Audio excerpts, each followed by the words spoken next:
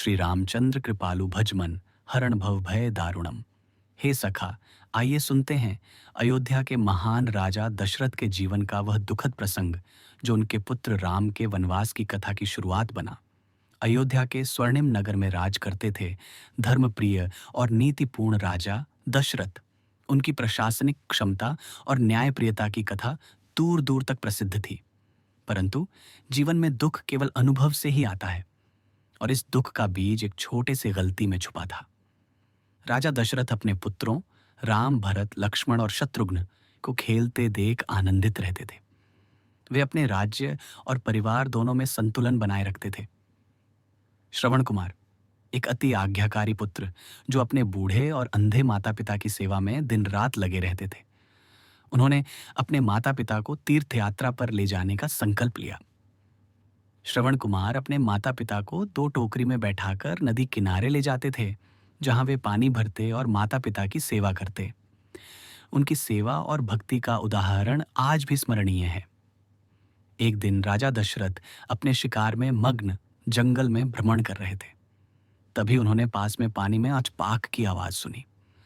बिना देखे, केवल आवाज से उन्होंने अपने शब्दभेदी बाण को तीर की तरह चला दिया, और वही तीर सीधे श्रवण कुमार को लगा।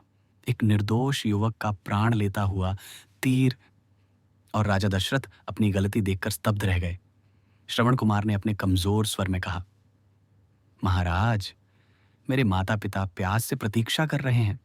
कृपया उन्हें पानी और यह दुखद समाचार पहुंचा दें। श्रवण कुमार के माता पिता ने अपने पुत्र के दुखद निधन की खबर सुनी।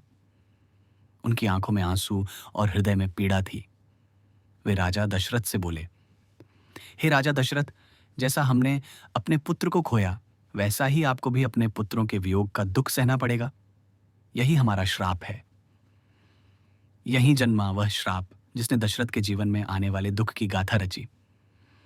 समय बीतता गया और वही श्राप साकार हुआ। जब राम का राज्याभिषेक तय हुआ और कैकेयी के वचनानुसार उन्हें 14 वर्ष का वनवास मिला, राजा दशरथ ने पुत्र वियोग सहन किया और अंततः प्राण त्याग दिए। राम और सीता अपने वनवास के लिए निकले और अयोध्या में शोक की लहर दौड़ गई। दशरथ का हृदय पुत्रों के वियोग में व्याकुल था और उनका जीवन एक दुखद किंवदंती बन गया। श्रवण कुमार की मृत्यु और उनके माता पिता का श्राप हमें यह सिखाता है कि जीवन में निष्कलंक और धर्मपरायणता का महत्व अत्यंत है। छोटी सी गलती भी महान परिणाम ला सकती है, और पिता पुत्र के संबंध की गहराई को जीवन भर स्मरण करना चाहिए। धर्म, सेवा और करुणा यही जीवन की सच्ची शक्ति है।